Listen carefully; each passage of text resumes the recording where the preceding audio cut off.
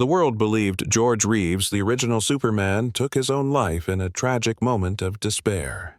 But now, over 60 years later, the man who once stood at Reeves' side, the attorney who guarded his secrets, has finally spoken out. And what he's revealed changes everything. After the tragic death of her son, George Reeves' mother refused to accept the official account of what had happened. Grief-stricken but determined, she hired her own private attorney to reinvestigate the mysterious circumstances surrounding his untimely passing. That attorney was none other than Jerry Giesler, one of the most prominent legal minds in Hollywood. At first, hope flickered. Perhaps the truth would finally come to light. But as time passed, even Giesler eventually aligned with the court's ruling, bringing his independent inquiry to a quiet end. It left behind a haunting question. If so many believed that George Reeves had been the victim of foul play, why did Giesler, a man known for defending the most high-profile clients in America, shy away from stating it outright? Was it fear, influence, or something deeper, something hidden in the shadows of Hollywood's golden age? To understand what truly happened and what may have silenced one of Hollywood's fiercest advocates, we must rewind the clock and step into the world as it was when Jerry Giesler first took on the case. It was 1959, and the glitz of Hollywood shimmered like a mirage over a town that harbored as many secrets as it did stars. George Reeves, once beloved as television Superman, had been found dead in his bedroom. The police ruled it a tragic death almost immediately, an open-and-shut case, they said. But for Helen Basolo, Reeves's mother, nothing about the night of June 16th added up. Her son had plans. He was about to get married. He'd just returned from a trip. He was talking about reviving his career. She knew her boy, and she knew he didn't kill himself. So she did what no grieving mother should ever have to do. She launched her own investigation. Enter Jerry Giesler. If there was a man who could uncover the truth in a town where the truth often came second to image, it was him. Giesler wasn't just a lawyer, he was a legend. He had defended Errol Flynn, represented Charlie Chaplin, and helped Marilyn Monroe navigate the treacherous waters of fame. When Giesler took Helen Basolo's call, some thought the case might finally see justice. But from the beginning, the walls were up. Reeves' death was messy. There were many people in the house that night. Some said they were partying downstairs. Others changed their stories. The tragic circumstances didn't fully align with tragic death. There were whispers of mob ties, of jealous lovers of studio executives eager to avoid scandal. At the center of it all was Toni Mannix, the powerful older wife of MGM enforcer Eddie Mannix, who had been romantically involved with Reeves for years. Giesler began asking questions, quiet ones, but each answer led to more silence.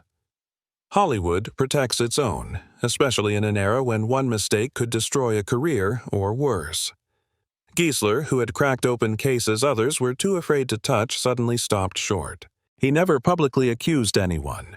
He never called a press conference. He never filed a civil suit. His investigation simply faded, and with it so did the hope of closure. Some say he was pressured by studios who feared the fallout. Others believed he uncovered something so dangerous that even he, a man who stood in courtrooms with gangsters and movie moguls alike, knew he had to step back. A few even whisper that Giesler himself was warned slowly, quietly, the way threats in Hollywood were made in those days. What we do know is this: Giesler's silence spoke in volumes. For Helen Basolo, the silence was deafening. Until her death in 1964, she continued to insist that her son had been harmed. She told anyone who would listen that the official story was a lie, and many to this day still believe her. The George Reeves case remains one of the darkest mysteries in Hollywood lore, not because it lacks suspicion, but because it has too many. And at the center of it stands a grieving mother, a reluctant attorney, and a question that still echoes through the corridors of old Hollywood. What happened to Superman? The truth was finally revealed. The lawyer kept the case a secret until his death. But the truth could not be buried with him. New revelations were discovered before his death in his final moments. In the twilight of his life, long after the bright lights of Hollywood had dimmed in his memory, Jerry Giesler found himself alone with a truth he had carried for decades, a truth that had haunted him since 1959. Time had stolen many things from him: his friends, his vigor, the clamor of courtrooms where he once dominated with precision and power. But it could not take the one burden he had never spoken aloud: the death of George Reeves. In the final months of his life, confined to a hospital bed with a weakening voice and fading strength, Giesler began to dictate notes not to the press, not to the courts, but to a private confidant. A nurse, it was later revealed, had served not just as caretaker, but as silent witness to his last admissions. Bits and pieces were shared in quiet tones between breaths and morphine dreams. And though no full confession was made, a chilling pattern began to emerge. Before his death, Giesler reportedly asked that a locked box in his home office not be destroyed. "One day," he whispered, "someone will need to know why the truth was buried." After his passing, the box was discovered. Inside were fragments, a copy of the original autopsy report with annotations in Giesler's handwriting, photographs that had never been made public, and most notably a personal letter addressed to Helen Bisolo, Reeves's mother. It was never sent. The letter was dated October 1959, just months after George's death. Attorney breaks silence. After decades, professional ethics and personal safety concerns made the attorney stay silent. His role as Reeves' legal representative bound him to attorney-client privilege, a sacred covenant lasting beyond death. The suspicious nature of George Reeves' death and powerful Hollywood figures' involvement meant speaking up carried potential risks. "I swore an oath to protect my client's interests," the attorney stated in his recent disclosure. "But I also feared the consequences of challenging the official narrative about how George Reeves died, especially when certain studio executives had connections that reached way beyond the reach and influence of the film industry." The immediate aftermath of the whole ordeal strengthened his hesitation. Officials rushed to label George Reeves' cause of death despite many inconsistencies at the crime scene. The attorney saw how quickly they wrapped up the investigation, which made him suspect interference from influential parties. The burden of holding such vital information grew heavier as years went by. The attorney described his silence as a professional obligation that evolved into a personal prison. He documented everything in a sealed file, only to be opened under specific conditions. Years passed as various theories spread about who killed George Reeves. These theories never matched the complete picture only he knew. Several times he almost spoke up, especially when new books or documentaries emerged about the case. Yet, lingering fears about collateral damage made him step back each time. Several factors made the attorney break his silence. The death of the last major studio executive linked to the case removed a big obstacle. Missing police files surfaced and backed up information only the attorney knew. This gave him confidence people would take his account seriously. The attorney's age and his wish to set the historical record straight played a role. "I couldn't take this knowledge to my grave," he explained. "The public deserves to know the truth about whether George Reeves' tragic death was genuine or something far more sinister." A documentary filmmaker ended up being the final push. The filmmaker showed new evidence that lined up perfectly with details the attorney had kept private. This match convinced him the time was right to reveal what he knew. His revelation shocked Hollywood historians. His detailed memory and careful notes about flaws in the official investigation caught everyone's attention. The attorney described how officials systematically dismissed his attempts to challenge the tragic death ruling in the months after Reeves's death.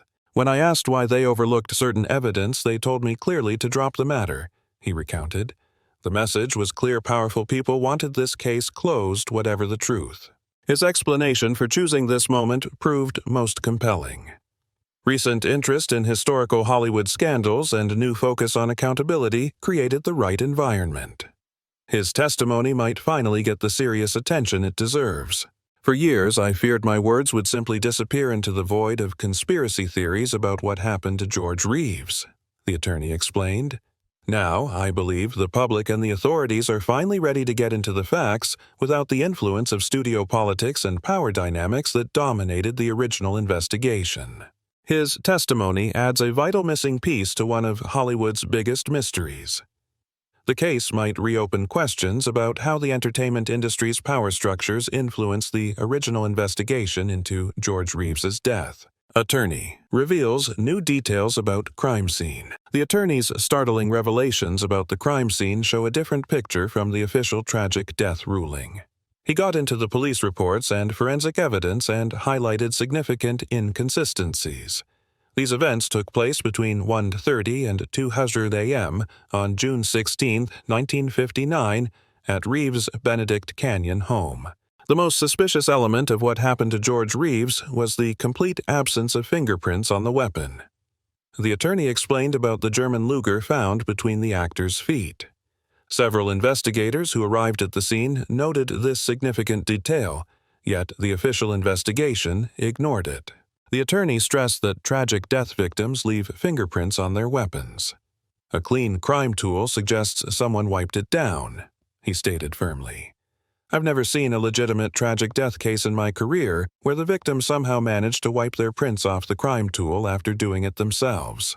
Some investigators suggested the crime tool's recent oiling might explain the missing fingerprints, notwithstanding that the attorney rejected this explanation. He pointed out that even an oiled crime tool would show partial prints or smudges from handling. The shell casing's location caught the attorney's attention. The expelled casing was discovered directly beneath George Reeves's body, a physical impossibility if he had done it himself, he explained.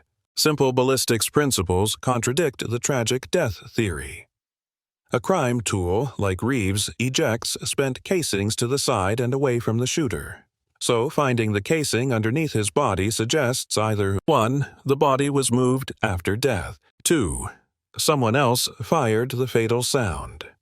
If George Reeves committed a tragic death and held the crime tool to his head, the bullet casing would have been expelled away from his body, not behind where he would have fallen on it, the attorney stated, backing up ballistics experts who studied the case. The absence of crime tool powder residue provides the most damning evidence against George Reeves' tragic death. The attorney revealed they found no crime tool powder residue on Reeves's hands, which fundamentally challenges how George Reeves died. A person firing a crime tool at close range invariably has a crime tool powder residue on their hands, the attorney explained. This is simple forensic science. The complete absence of residue strongly suggests George never pulled the trigger. The investigation failed to test for powder traces around the head wound. When someone did it themselves at close range, crime tool powder stippling marks the entry wound. The coroner never bothered to check for this significant evidence before washing the body. The attorney spotted another forensic inconsistency. Witnesses heard only one crime tool sound, yet investigators found 3 bullets fired from the same crime tool. They discovered 2 additional bullets embedded in the bedroom floor under a rug. One bullet had lodged downstairs in the fireplace paneling. Leonore Lemon told police she had accidentally fired that bullet while fooling around with the weapon several days before. The attorney questioned this explanation, and the 3rd bullet remained unexplained in the official report. The attorney exposed the investigation's lack of proper protocol. The coroner's autopsy took place only after they washed the corpse, he stated. This destroyed potential evidence that could have shown George Reeves's cause of death more clearly. These aren't minor oversights, the attorney concluded. They show either gross negligence or deliberate obstruction in determining who killed George Reeves. The physical evidence doesn't support it. The witness statements from the night of June 16, 1959, paint a troubling picture of what really happened to George Reeves. Their accounts reveal strange details that make the official tragic death story hard to believe. The witness statements become very unsettling when we look at Leonore Lemon's apparent ability to predict Reeves's death. LAPD. Sergeant V.A. Peterson reported that Lemon made an odd statement to house guests right before the fatal sound. She said, "He's going to end it himself," after Reeves went up to bed. She then added the chilling words, "He's opening a drawer to get the crime tool," when they heard noise from the bedroom. A sound rang out, and Lemon simply said, "See, I told you so." Nobody has ever properly explained this eerie prediction.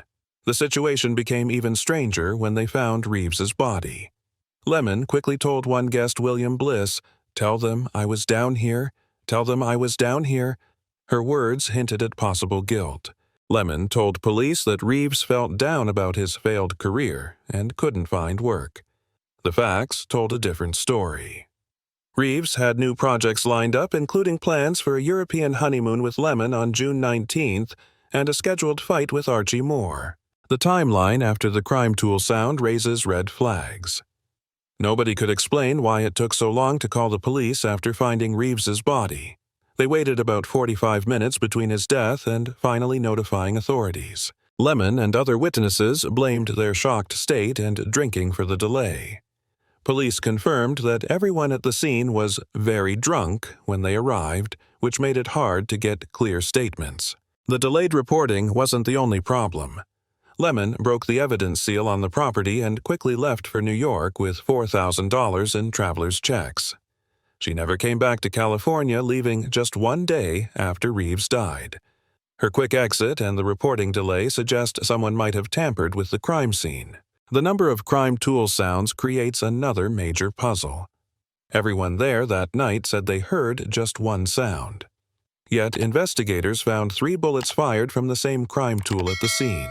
They found the fatal bullet in the ceiling above Reeves's bed and 2 more bullets stuck in the bedroom floor. Lemon said she had fired the crime tool by accident while fooling around with it a few days earlier. This explanation doesn't add up with all the bullets or match the physical evidence. The attorney noted these inconsistencies and other odd details pointed to either lies or memory problems among the witnesses. Since everyone there knew Reeves and Lemon, they might have worked together on their stories. Reeves's neighbor, Phyllis Coates, who played Lois Lane in Superman, added another twist. She got a scary phone call at 4:30 a.m. from Tony Mannix on the morning Reeves died. Coates said Mannix was hyperventilating and ranting, and said, "The boy is dead. He's been harmed." This call came before anyone announced Reeves's death publicly, which makes us wonder how Mannix knew about it so soon. These contradictions in the witness statements make a strong case that the official story of George Reeves's death doesn't match what really happened that night. Second, Autopsy raises more questions. Helen Besolo Reeves's mother never bought the official tragic death ruling. She refused to believe her son would end his own life. Her quest to find the truth kicked off another troubling chapter in the mystery of George Reeves's death. A second autopsy found several unexplained bruises on Reeves's head and body that the original investigation had glossed over. These injuries raised red flags about how Reeves really died and pointed to possible foul play. The bruises didn't match up with what you'd expect in a straightforward, tragic death. Law enforcement documented the bruises but never really looked into them. This oversight led many to wonder if Reeves had gotten into a fight before his death or if someone had held him down. Some investigators suggested he might have taken a beating before the fatal sound, hinting at something much darker than the original conclusion. The LA Times noted these mysterious injuries were simply not factored in to the official investigation. The coroner's report mentioned the bruising, but strangely offered no explanation, leaving out a vital piece of evidence that could have changed everything we know about Reeves's death. Right after the tragic death ruling, Besolo brought in famous Hollywood attorney Jerry Giesler to fight the findings and push to reopen the case as a possible harm. Giesler's reputation as a star lawyer added weight to Besolo's concerns about who might have killed her son. Giesler had defended many Hollywood celebrities throughout his career. This made him the perfect person to direct both the legal process and Hollywood's complex power plays. His involvement showed just how seriously Besolo took the problems with the official story. After looking at the case, Giesler managed to get approval for a second autopsy to look for evidence that might have been missed the first time around. He worried most about how rushed the first examination seemed and how eager the police were to close the case without digging deeper. The second autopsy ran into some big problems. Reeves's body had already been embalmed before they could do a proper examination. This timing issue meant they couldn't get certain key evidence like toxicology results. The police had never checked for powder burns, a key detail that would show if Reeves had really held the crime tool to his head. This simple forensic step should have been standard procedure, but they skipped it for some reason. The most puzzling turn came when Giesler suddenly dropped the case. After about a month of digging and finding nothing solid to contradict the tragic death ruling, he announced he was fine with the self-inflicted wound and walked away. Since Giesler had been paid good money for his work, his quick exit raised eyebrows. Some people think he might have come a little too close to the truth, and someone pressured him to back off. Others believe he might have found evidence pointing to powerful Hollywood figures, making it dangerous to keep digging. Even after Giesler quit, many of Reeves' Hollywood friends stayed skeptical. Actors Alan Ladd and Gig Young didn't buy the official story, showing that doubts about Reeves' death went beyond just his family. Attorney suggests possible cover-up. The case's most troubling aspect goes beyond physical evidence and witness contradictions. Hollywood power brokers arranged a systematic cover-up. The attorney discovered a disturbing web of influence that might explain why George Reeves's fate stayed mysterious for decades. You have to remember that in those days, MGM was a very powerful studio with very powerful tentacles into the LAPD, and the gossip columnists and the legitimate press, explains one investigator familiar with the case. This power created an environment where truth became easy to manipulate.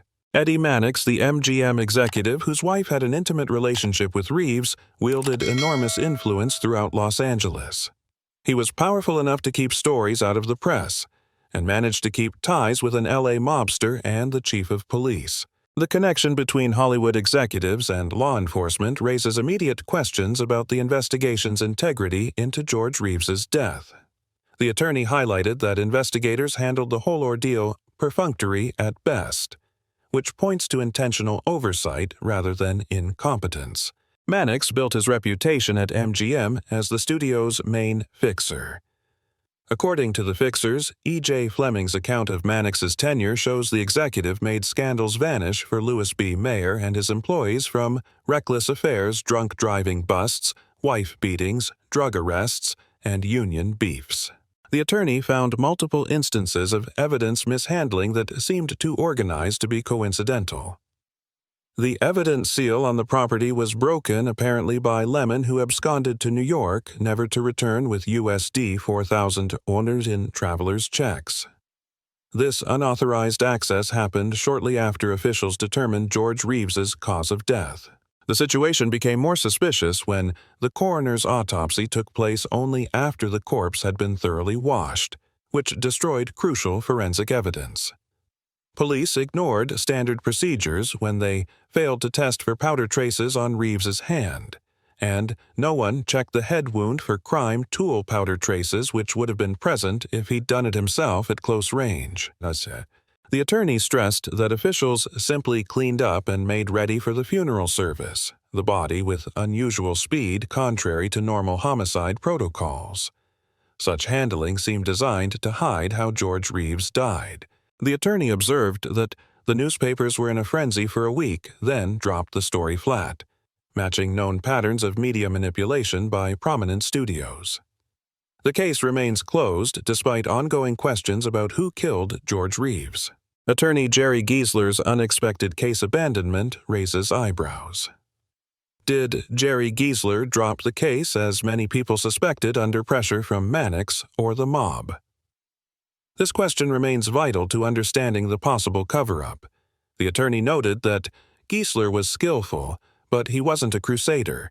He was known as the defender of the damned only because the damned in question were rich, famous, and unequivocal guarantors of good publicity. Going after Eddie Mannix or his wife wasn't Giesler's style at all.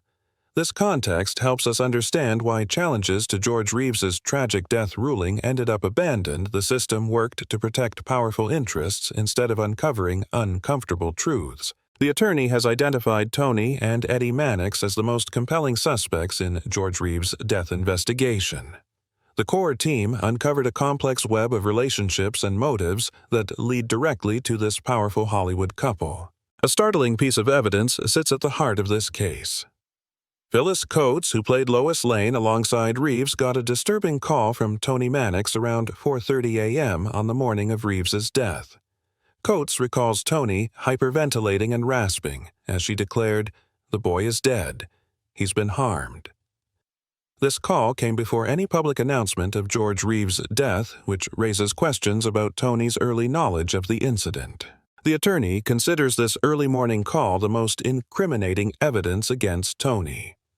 Note that Tony and Reeves managed to keep their affair going for over a decade until Reeves ended it in early 1959 to be with Leonore Lemon. The breakup left Tony devastated and created tension in her marriage to Eddie. Publicist Edward Lawsey made a revealing claim 15 years after Tony's death. He told the Los Angeles Times that he heard Tony confessing to a priest about ordering Reeves's death. Lawsey explained that Tony confessed because she was absolutely terrified of going to hell. Eddie Mannix Metro-Goldwyn-Mayer's general manager had strong ties to organized crime. The investigation revealed Eddie's role as MGM's fixer, someone who handled scandals and protected the studio's stars from negative publicity. These connections put Eddie in a unique position to coordinate what happened to George Reeves. Hollywood Kryptonite by Sam Kashner and Nancy Schoenberger presents substantial evidence for the involvement of MGM Vice President and fixer Eddie Mannix in George Reeves's death. Eddie knew about and approved his wife's relationship with Reeves. This unusual arrangement only changed when Reeves broke Tony's heart by leaving her for Lehman. The attorney presented several scenarios about how the Mannixes might have coordinated Reeves's death. One theory suggests Tony wanted revenge for her heartbreak.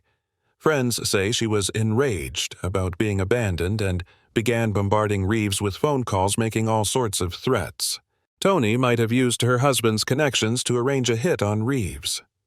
Another possibility is that Eddie ordered the killing to end his wife's suffering or to avenge their shared humiliation. A suspicious incident supports this theory.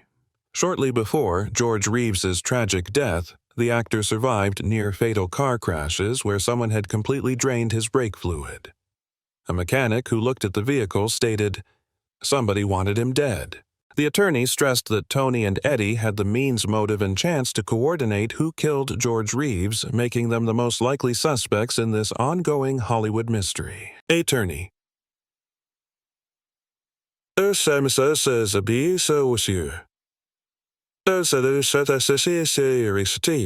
attorney has built a strong psychological case that really contradicts the official George Reeves' tragic death narrative, going beyond just physical evidence. These findings present a clear challenge to claims that Reeves ended his own life.